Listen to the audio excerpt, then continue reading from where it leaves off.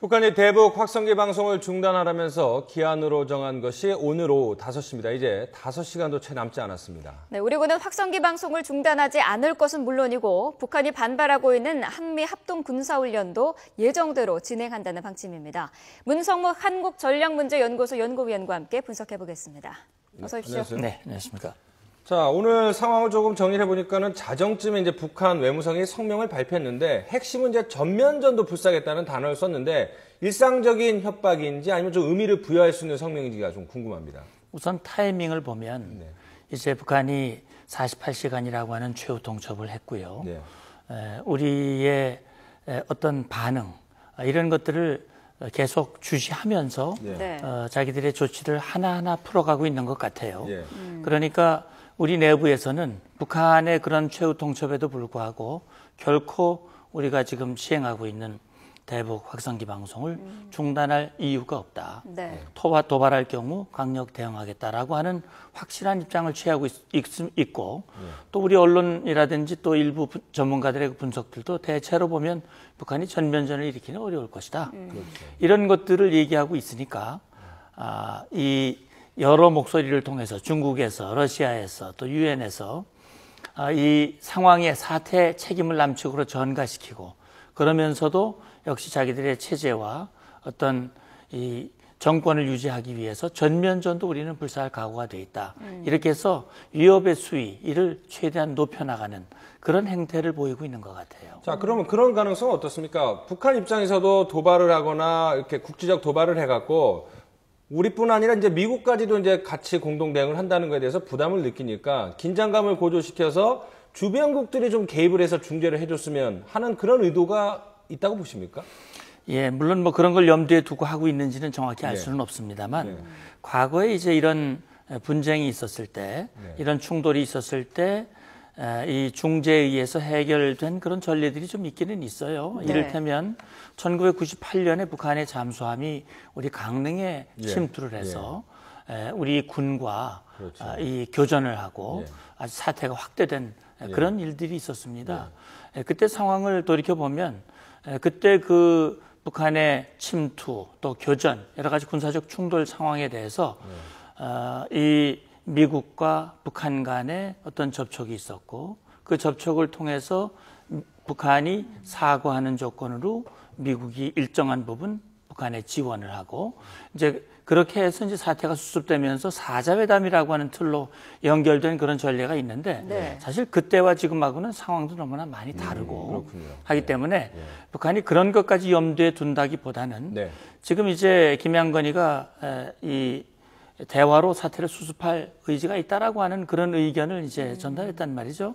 그래서 지금 북한은 일단 대북 심리전 방송의 중단과 또 자기들이 원하는 상황으로의 전환, 우리를 압박하는 그런 것들을 위해서 도발이라고 하는 협박 카드와 대화라고 하는 이 화해 카드 이런 것들을 섞어서 양면 전술로 지금 나오고 있는 것으로 보입니다.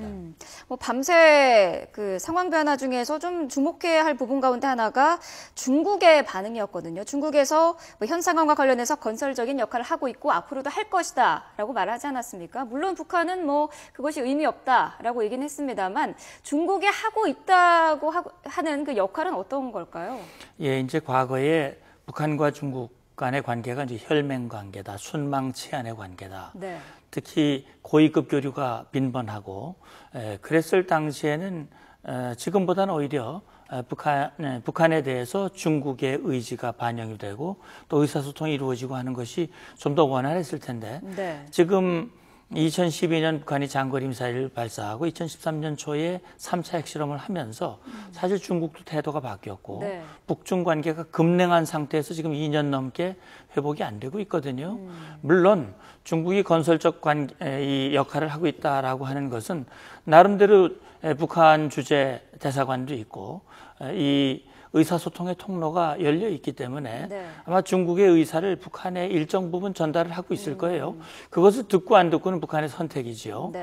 그러니까 지금으로서는 중국은 이제 전승절 행사가 이제 얼마 안 남았거든요. 우리 대통령께서도 가는 걸로 이제 네. 결정이 돼 있고, 아무튼 그 전승절 행사가 화려하게 빛이 나고 그러기를 원하는데, 이렇게 북한이 도발을 하고 한반도의 긴장이 고조되면 여러 가지 부정적인 영향이 있기 때문에 네. 아마 중국으로서는 나름대로 네. 자기 입장에서 아마 그런 언급을 하지 않았나라는 생각이 듭니다. 네. 자, 이번에는 한번 북한군 상황을 좀 알아보도록 하겠습니다. 잘 알려진 것처럼 이제 준 전시 상태를 선포했고, 최전방 쪽은 이제 전시 체제에 돌입하지 않았습니까? 먼저 이제 북한이 발표한 내용을 한번 들어보고 상황을 조금 더 자세하게 알아보도록 하겠습니다. 북한의 발표 내용 먼저 들어보시겠습니다. 적들이 48시간 안에 심리 모략 방송을 중지하지 않는 경우 심리전 수단들을 격파 사격하기 위한 군사적 행동과 있을 수 있는 적들의 반작용을 진압하기 위한 지역의 군사작전을 지휘할 지휘관들이 임명되어 해당 전선으로 급파됐습니다. 자, 이 녹취에서 이제 가장 궁금한 거는 지휘관들을 급파했다라고 하는데 그게 어떤 의미입니까? 예, 저도 저 내용이 상당히 좀 의아하게 생각이 돼요. 왜 그러냐면 네. 지금 전방 지역에는 이미 군단장들이 다 보직이 돼서 지휘를 하고 있어요. 여러 번 보도가 나왔습니다만 이 군단장의 김상령이라든지 또 군단장의 장정남이라든지 이런 사람들이 지휘관으로서 이 지휘를 하고 있는데 뭔 또 지휘관을 다시 급파를 하는가. 그래서 나름대로 북한 내부에 이런 위급한 이를테면 준전시 상태 이런 것들이 됐을 경우 당에서 임명하는, 다시 말하면 전장을 지휘하는 별도의 일종의 메신저, 김정은의 메신저를 아마 보내는 그런 나름대로의 절차가 있기 때문에 그렇게 하지 않았나 하는 생각도 들고, 또 한편으로는 뭔가 북한이 행동으로 옮기고 있다고 하는 것을 더 보여주기 위한, 이 긴장의 수위를 높이기 위한 그런 조치의 일환으로도 볼 수 있다 이런 생각이 드는데, 여기서 이제 얘기한 내용을 좀 뜯어보면은 마치 우리의 대북 심리전 방송이 이 사태의 중심이고 모든 책임 있는 것 같이 얘기를 하는데, 대남 심리전을 누가 합니까? 북한이 하거든요. 북한은 모든 매체를 통해서 우리 대통령을 비롯해서 사사건건 시비를 걸면서 모략 심리 방송을 이미 오래전부터 하고 있고 지금도 하고 있어요. 사태의 기본적인 책임은 북한에게 있는 것이고, 지뢰 도발, 그 앞서 나가면 천안함 연평 포격 도발, 이런 것들이기 때문에 북한이 정말 우리의 대북 심리전 방송을 중단시키고 싶은 마음이 있다면 과거의 일련의 도발을 사과하고 재발 방지를 위한 확고한 입장을 밝히고 그런 제도적 장치를 마련했을 때 이 상황을 돌릴 수 있다는 것을 아마 알아야 될 겁니다.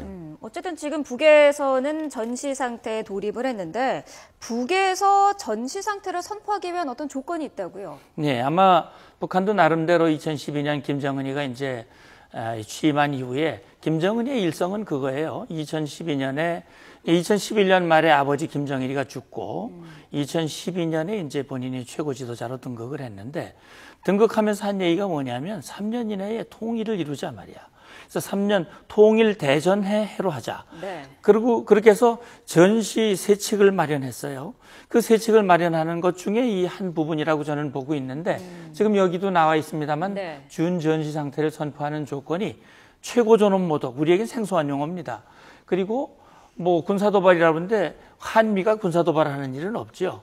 북한식으로 표현한다면 한미연합연습이 열릴 때, 또 최고 이익을 침해하는 경우, 뭐 최고 이익 자기들 나름대로 이익을 침해한다고 판단되는 여건이 됐을 때 이걸 지금 발동을 한다고 그러는데, 아마 이번 같은 경우는 아마 이 세 가지가 다 해당이 되는 것 같아요.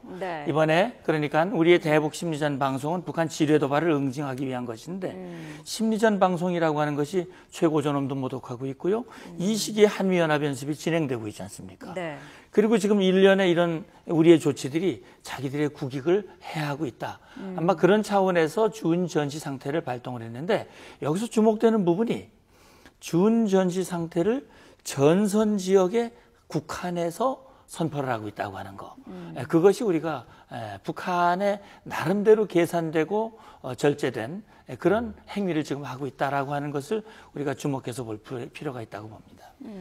자, 지금 뭐 국방차관, 백승조 차관이 이런 얘기를 하지 않았습니까? 11곳의 대북 확성기를 타격할 가능성이 높다고. 그렇게 공개적으로 왜 이런 이야기를 했는지는 잘 모르겠지만 실제로 그런 가능성이 높다고 봐야 됩니까? 지금 방금 들으셨죠? 예. 그 북한 측에서 발표하는. 그러니까 북한 아나운서가 나와서 발표했지 않습니까? 그러니까 우리 대북 모략 심리전 방송이라고 그러는데 이 확성기를 타격하기 위한 모든 준비를 지금 갖추고 있다. 네. 그렇게 타격할 수 있도록 하고 추가적으로 남측이 무언가 조치를 한 것에 대해서 대응하기 위한 그런 준시현시 상태를 선포했다. 명령을 하달했다. 이렇게 나왔기 때문에 이런 명령이 오늘 이제 시한이 이제 5시인데 그게 뭐 북한 시간으로 5시인지 우리 시간으로 5시인지 지금 정확하지 않습니다만 아무튼 그렇게 김정은의 이름으로 언급을 했기 때문에 1차적으로 우리가 주목을 할 부분은 우리 확성기를 향해서 직접 타격하는 것, 북한이 말한 대로 그렇게 할 가능성. 그리고 지금 우리의 그 정찰 자산에 포착된 것은 지금 DMZ 바깥쪽에 배치되어 있던 76.2mm 평사포를 DMZ 안으로 끌어들였다. 이것은 우리 이 확성기를 조준 타격하려면 직사포로 쏴야 되거든요. 네. 곡사포가 아니라 그 직사포를 끌어들였다고 하는 것은 우리는 타격할 수도 있다라고 하는 것을 암시하는 그런 조치이기 때문에 아무튼 북한이 어떤 조치를 할지 이런 부분이 우리가 지금 관심을 가지고 철저히 대비하고 있는 것이죠. 지금 우리 군은 뭐 대북 방송을 지금도 하고 있고 앞으로도 계속 한다는 방침이고요. 북한도 사실 어떻게 보면은 북에서 그렇게 한다고 우리가 방송을 중단할 것이다 이렇게 생각은 안 했을 것 같아요. 그렇다면 지금 국내에서 국민들이 불안해하는 그거 자체를 좀 목표로 하지는 않았을까라는 생각도 드는데요. 그 말씀을 정확하게 해주셨는데 우리 앵커분께서는 어떻게 하시겠어요? 북한이 그렇게 협박한다고 우리가 중단할 수는 없지 않겠습니까? 그렇죠. 결국 북한은 이 최대한 긴장을 고조시켜서 최대한 긴장을 고조시키는데 그 방법 자체가 보면은 이게 14.5mm 이 고사총을 쐈는데 14.5mm면 어떻습니까? 우리 손가락 하나 정도 굵기의 총탄이거든요. 그렇죠. 네. 쐈는지 안 쐈는지 잘 모르게. 그리고 쐈는지 안 쐈는지 흔적도 잘 남지 않게 그렇게 쏴놓고 지금 자기들 안 쐈다고 그런단 말이죠. 그러면서 우리에게 전달하고 있거든요. 그러니까 긴장을 최대한 높여놓고 국민들을 불안하게 만들고 우리의 군사 대비태세, 특히 대북 심전 방송을 위축시키려고 하는 그런 의도. 우리 국민들이 만약에 피로감이 지속이 되면 우리 국민들 입에서 우리 전단 날리는 그분들의 행동을 우리 국민들이 그거 좀 안 했으면 좋겠다라고 하는 그런 말이 나오도록 우리 접경 지역에 있는 주민들이 이제 너무 피곤해서 못 살겠다. 그 심리전 방송 북한이 주장하는 대로 좀 중단하면 어떻겠냐. 이런 목소리가 나오기를 원하는 그런 계산된 도발을 지금 하고 있는 것이 아니냐 이런 생각이 듭니다. 네. 그러니까 우리 정부도 북한군의 동향을 예의주시하고 있지만 이제 국민들도 사실은 오후 5시가 가까울수록 이제 불안감에 떨 수밖에 없는데 오후 5시가 지나면 곧바로 북한이 도발을 하게 될지 아니면 시간을 좀 둘지 그다음에 뭐 분석들을 보면은 뭐 서해상에서 할 수도 있다 뭐 여러 가지 가능성이 나오고 이동식 미사일을 발사해서 원점 타격이 불가능하겠다 뭐 이런 얘기도 있는데 어떤 식으로 이루어질까요? 예. 이제 우리가 관심을 갖는 것은 어느 시점에서 할 것이냐. 어떤 그렇죠, 방법과 어떤 장소에서 할 것이냐 하는 것이 이제 관심입니다. 그런데 그동안 우리가 이제 북한의 행태를 분석할 때 그동안 북한이 해왔던 언동들을 종합해서 보고 이제 그걸 기초로 해서 예상을 한단 말이죠. 이제까지 보여준 언동을 보면 원점을 확인하기 어렵고 우리가 직접 타격하기 어려운 형태의 도발을 지금 하고 있어요. 그게 지뢰 도발도 그렇고 과거의 천안함 폭침도 그렇고 이번에 포격을 한 그 포격 도발 행태도 일련의 행태들이 그렇게 나오고 있습니다.